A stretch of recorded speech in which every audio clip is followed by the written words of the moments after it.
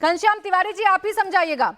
देश के अगर वरिष्ठ सांसदों में मैं गिनूं या सूची निकालूं तो 10 सांसदों में गिनती होगी वरिष्ठ सांसदों में रामगोपाल यादव जी की।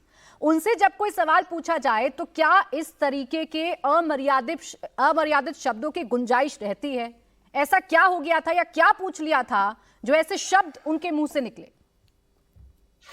नमस्कार आपको, दर्शकों को और को पैनलिस्ट को। जिस बात को आपने तथ्य के रूप में दिखाया है कि आदरणीय श्री रामगोपाल यादव जी ने स्पष्ट किया है कि वो मुख्य न्यायाधीश का बेहद सम्मान करते हैं। अखिलेश यादव जी हमारे राष्ट्रीय अध्यक्ष हैं, उन्होंने स्पष्ट किया है कि वो मुख्य न्यायाधीश का बेहद सम्मान करते हैं।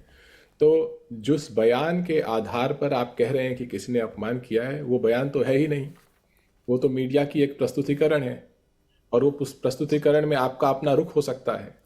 इसके पहले भी हम पहलू देख चुके हैं, जैसे कि रजत शर्मा और रागिनी नायक जी की जो बहस थी, उसमें अलग अलग लोगों ने अलग अलग रुख लिया था। या रजत शर्मा जी का जो भाषण था, जो नरेंद्र मोदी जी के समय दिया गया था, आप इसे कहीं से भी जोड़ सकते हैं, किसी भी घटना से जोड़ सकते हैं। घनश्याम तिवारी जी, मैं इस बहस में पड़ना नहीं चाह रही थी, मैं तो सिर्फ एक बड़ा स्वाभाविक सा प्रश्न आपसे पूछ रही थी। मैंने तो सवालों को अलग किया, जवाब को अलग किया, ताकि मुझे भी समझ में आए कि शायद हम जो समझ रहे हैं वो गलत तो नहीं समझ रहे। सर, सीधा स्पष्ट सवाल पूछा गया था, मैं पढ़ के बता देती हूँ, आपने सुना नहीं, आप कहेंगे तो मैं प्ले कर दूंगी। सीजेआई चंद्रचूड़ ने, अभी आपको रविवार को जानकारी होगी, उसमें उन्होंने एक बयान दिया है। जब बाबरी मस्जिद का निर्णय चल रहा था तो चंद्रचूड़ ने कहा कि हम आस्था दिखा रहे थे, भगवान से प्रार्थना किए थे, तब ये निर्णय लिया। कैसे सर देखते हैं इसको? ये था सर पत्रकार का सवाल। आप कहें तो मैं प्ले कर दूंगी, आपको सुनवा दूंगी। उसमें अगर आपको कुछ दाएं बाएं लग रहा हो तो बताइएगा मुझे।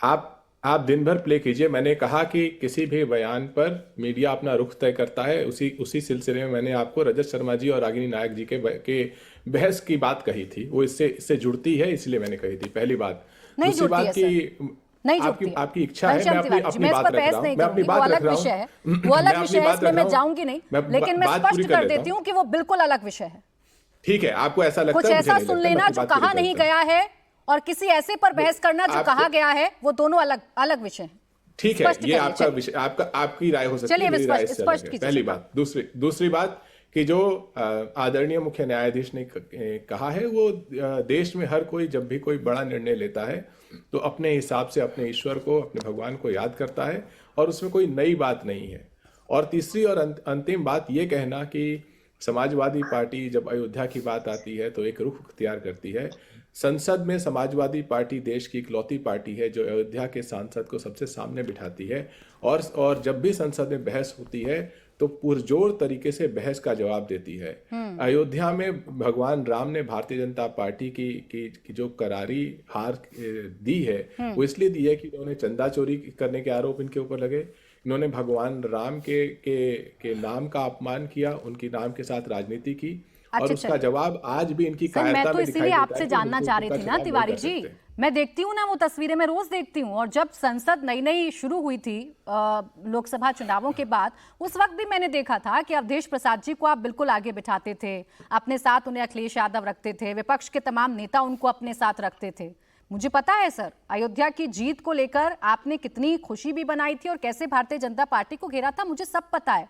इसीलिए आपसे सवाल पूछ रही थी, फिर एक्सप्लेन कर दीजिएगा सर। लाइन तो वही बोली जा रही है जो रामगोपाल यादव जी कह रहे हैं। मैं मान लेती हूं, चलिए गलत तरीके से पेश किया जा रहा है, लेकिन जब बहराइच पर उनसे सवाल पूछा जा रहा था तो बाबरी मस्जिद और मंदिर की बात क्यों कर रहे थे रामगोपाल जी? इसे एक्सप्लेन करेंगे आप?